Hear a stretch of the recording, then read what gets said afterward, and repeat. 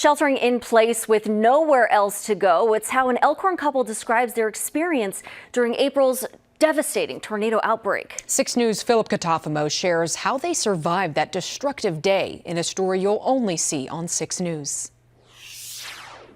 We were standing on this deck that was right here, and it was coming from that area right there. There were no houses over there before, and it was just getting bigger and bigger and bigger. Carolina Kroll and her partner Jeff Ritchie recall the seconds before one of April's tornadoes touched down. We were underneath the stairs.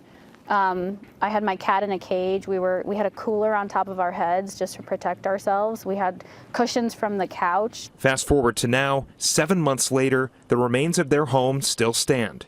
On Friday, 40 volunteers helped remove remaining debris from the site. They were one of 9 homes in the Ramblewood neighborhood where the efforts were focused. We were engaged with some other nonprofits to utilize our experience to help revitalize this neighborhood that was affected really traumatically by the Arbor Day tornado. Carolina remembers the sound from that day vividly. It felt like bones cracking, hundreds of bones just cracking, and we realized it was all the wood and just the structure of like the upstairs just lifting off and just, being torn up, and when the windows blew out, I think that pressure, you can definitely feel it, but it was wild. After the tornado passed over, they emerged to find destruction, cars totaled, and most of their belongings gone. We opened our doors and it was just, everything was gone. Our first instinct was find other people that are stuck in their homes. So we ran across all of the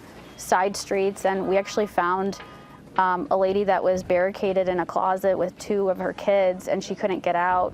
So we helped her out. After checking on their neighbors, they returned home to assess the damage. What they found was a community ready to lend a hand. 5 minutes in, a row of 20 people in a row just came down here and said, how can we help? And we're like, what do you mean? And they're like, we're from St. Pat's. We're just here as volunteers trying to help. And they remain thankful for the many hands who have continued to help them. It's heartwarming to know that, you don't know too many people, but when things like this happen, the community comes together, and you meet a lot of new faces. On your side in Elkhorn, Philip Katafamo, 6 News.